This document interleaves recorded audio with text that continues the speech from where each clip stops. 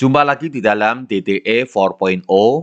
Hari ini kita membahas kisah para Rasul 2 ayat 42 sampai 47, Jemaat Perdana. Kita telah membahas bagaimana Tuhan Yesus naik ke surga dan mengutus para murid untuk menjadi saksi. Kita juga telah membahas bagaimana Roh Kudus datang dan mengubah gereja menjadi tubuh Kristus yang bersaksi. Hari ini kita akan melihat buah dari kesaksian mereka. Ayat 42. Mereka bertekun dalam pengajaran rasul-rasul dan dalam persekutuan, dan mereka selalu berkumpul untuk memecahkan roti dan berdoa. Maka ketakutanlah mereka semua, sedang rasul-rasul itu mengadakan banyak mujizat dan tanda. Dan semua orang yang telah menjadi percaya tetap bersatu, dan segala kepunyaan mereka adalah kepunyaan bersama, dan selalu ada dari mereka yang menjual harta miliknya, lalu membagi-bagikannya kepada semua orang sesuai dengan keperluan masing-masing. Kata bertekun dalam ayat 42 menunjukkan mereka secara intensional, sengaja, dan terus-menerus sungguh-sungguh melakukan perkara-perkara yang disebutkan di bagian bawah. Apa itu? Ada 5 perkara. Yang pertama, mereka bertekun dalam pengajaran rasul-rasul. Bahasa Inggrisnya menggunakan kata doktrin rasul-rasul. Ini tidak mengherankan karena Alkitab belum ditulis. Itu sebabnya sumber pengajaran mereka untuk boleh mengenal akan iman Kristiani adalah dari para rasul. Mereka datang untuk setiap hari mendengarkan pengajaran dari para rasul mengenai siapakah Kristus, apa yang dikerjakannya, penebusan melalui karya salib, dan bagaimana mereka mendapatkan keselamatan itu. Yang kedua, mereka bersekutu. Ini adalah sebuah cara hidup yang ditransfer, diimpartasikan oleh Allah yang memiliki gaya hidup berkomunitas itu. Maka Allah memberikan kepada seluruh jemaat yang ada di sana sebuah kerinduan dan dorongan untuk berkomunitas, merasa saling membutuhkan, bertukar pikiran, bertukar pendapat, saling menopang, saling menolong, saling menghibur, saling menguatkan. Dan mereka dikatakan berkumpul untuk memecahkan roti dan berdoa. Ini adalah sebuah gaya hidup saling melayani. Pelayanan pada saat itu di jemaat tidak dikaitkan dengan siapa pimpin pujian, lalu kemudian siapa yang bertugas paduan suara dan menjadi asyir, lalu kemudian siapa yang urus inventaris gereja dan gedung segala macam, bukan. Namun terkait dengan pelayanan menyentuh akan pribadi demi pribadi dengan bentuk memberikan roti untuk saling memecahkan roti. Ini menunjukkan sebuah bentuk pelayanan yang sangat real, bagaimana mereka kebutuhannya adalah makanan, khususnya ketika nanti mereka, banyak di antara mereka adalah perantau. Ya, kita tahu dari Pentakosta banyak orang yang dari luar kota, namun juga karena situasi jemaat yang belakangan kemudian mengalami penindasan sehingga tidak bisa lagi semua jemaat atau kebanyakan jemaat bahkan tidak bisa bekerja dengan baik sehingga mereka harus saling topang-menopang dan saling melayani. Dan mereka berdoa menggunakan kata proseuche yang bukan hanya dalam pengertian sempit doa, namun juga dalam pengertian luas beribadah atau penyembahan kepada Tuhan. Mereka kemudian setelah mendapatkan pengajaran dan keselamatan, mereka lalu langsung menggunakan kesempatan yang terbaik yang telah diberikan Tuhan Yesus melalui karya salib itu, menghubungkan manusia berdosa yang sudah ditebus dengan surga, yaitu Allah. Maka mereka mulai berdoa, mereka tidak menyia-nyiakan kesempatan untuk boleh mengalami persekutuan yang intim dengan Allah. Dan mereka melakukan banyak mujizat, khususnya para rasul ini. Ini menyatakan sebuah proklamasi Injil bahwa kerajaan surga telah datang di bumi ini untuk mengenyahkan kerajaan kegelapan. Dan bukti, tanda, dan mujizat itulah membuat dunia menyadari bahwa kumpulan orang percaya ini adalah kumpulan yang dibuat oleh surga untuk boleh menyatakan bahwa surga, kerajaan surga telah datang untuk mengambil alih kerajaan kegelapan di dunia ini. Ayat 44 sampai ayat yang ke-45 memberikan penjelasan lebih jauh bagaimana gaya hidup jemaat ini. Mereka dikatakan tetap bersatu dan segala kepunyaan mereka adalah kepunyaan bersama. Kata bersatu dan kepunyaan bersama ini adalah sebuah kata yang sangat kuat. Kesatuan di antara mereka menunjukkan bahwa sebagaimana satu tubuh, demikian dikatakan oleh Paulus pada pada surat Korintus belakangan hari, kalau ada satu yang menderita, yang lain juga merasa ikut menderita. Karena sudah jadi satu. Mereka tidak merasa ini adalah saya, ini adalah kamu, tapi mereka merasa kamu adalah saya dan saya adalah kamu, dan mereka mulai saling memiliki sebuah kesatuan yang erat, bahkan kepunyaan yang mereka adalah kepunyaan bersama. Nggak ada lagi yang berkata dompetku, dompetmu, atau yang berkata rumahku, rumahmu. Mereka bahkan jual rumahnya untuk dibagikan kepada yang lain. Artinya betul-betul mereka merasa satu dan kepunyaan yang satu adalah kepunyaan yang lain, kepunyaan bersama. Tidak ada juga yang mencari untung, ya, lalu kemudian mereka bergabung hanya untuk mendapatkan uang atau bantuan. Tidak. Mereka disatukan bukan karena uang, mereka disatukan karena Kristus.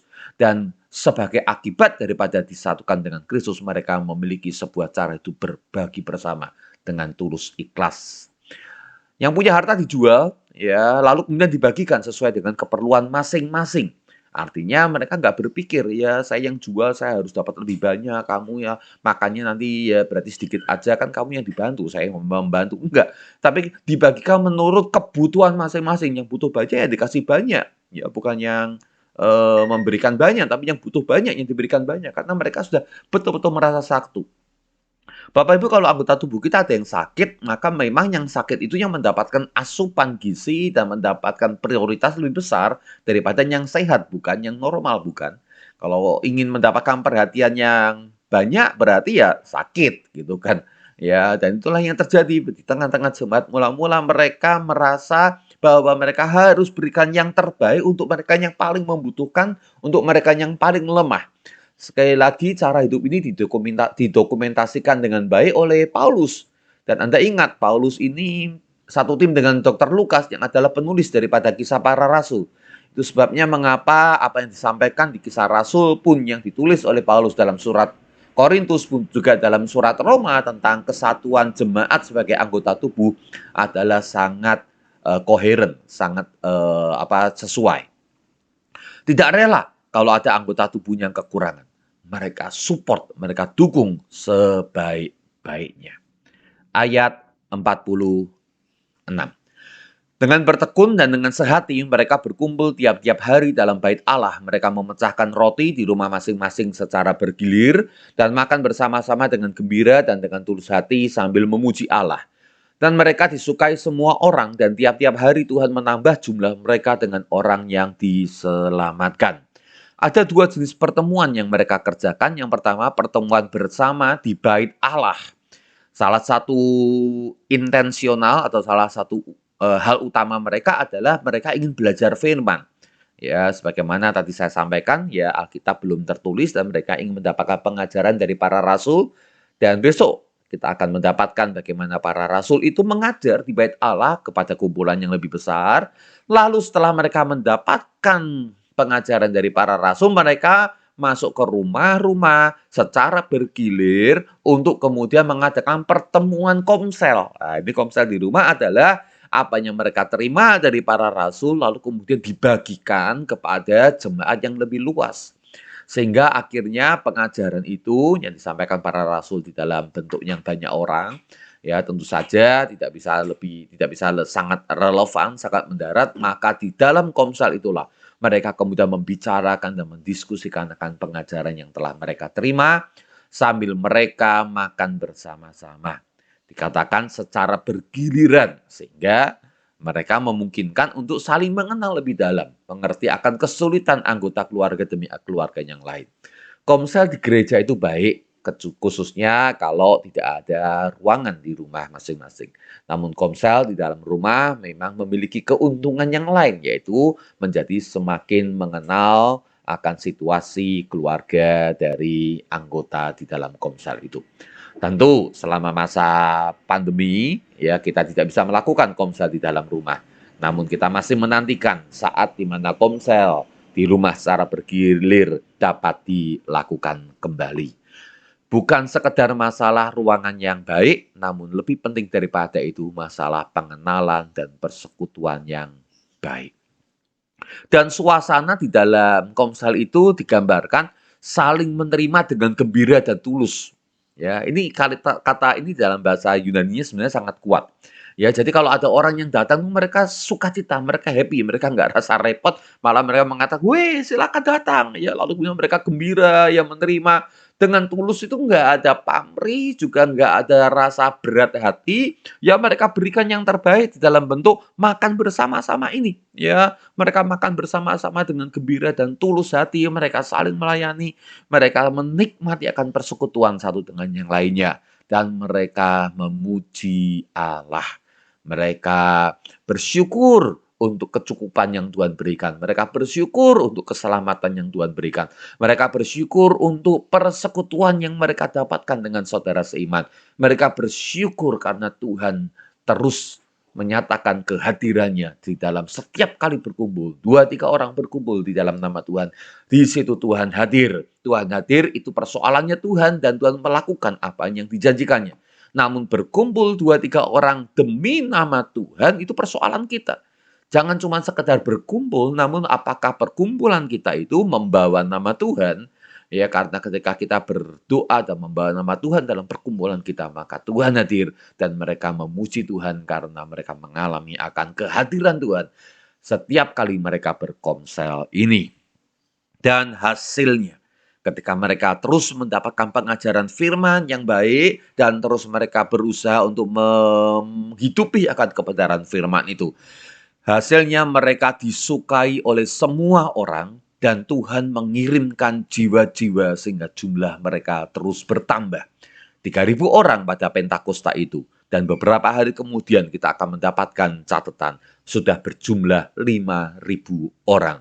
Karena Tuhan mengirimkan jiwa-jiwa atas mereka. Dan karena cara hidup mereka, karena apa yang karena perubahan hidupnya mereka alami dengan bersekutu dengan para rasul dan juga dengan saudara-saudara seiman dan bersekutu dengan Tuhan ya secara kuat setiap waktu membuat hidup mereka berubah dan dampaknya dirasakan oleh banyak orang.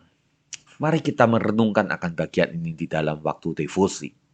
Gaya hidup berkomunitas ini bertentangan bukan dengan gaya hidup duniawi, egois, ya dan bahkan atau individualis. Menurut Anda mungkinkah kita mempraktekkan gaya hidup seperti itu di zaman ini? Menurut Anda apa syaratnya? Saya rasa syarat yang paling penting terletak di hati kita. Renungkan bersama dengan Tuhan. Yang kedua, bertekun dalam pengajaran dengan datang ke bait Allah setiap hari. Mengapa mereka demikian antusias? Berapa besar pengorbanan mereka untuk hadir dalam pertemuan setiap hari ini? Dan bagaimana dengan kita? Pengajaran itu sekarang ada di rumah kita. Melalui Alkitab yang kita miliki, melalui pengajaran DDE setiap hari. Bagaimana? Apakah kita juga antusias? Waktunya kita untuk merenung bersama dengan Tuhan. Dan biar kiranya Roh Kudus menggemakan sesuatu di hati kita. Amin.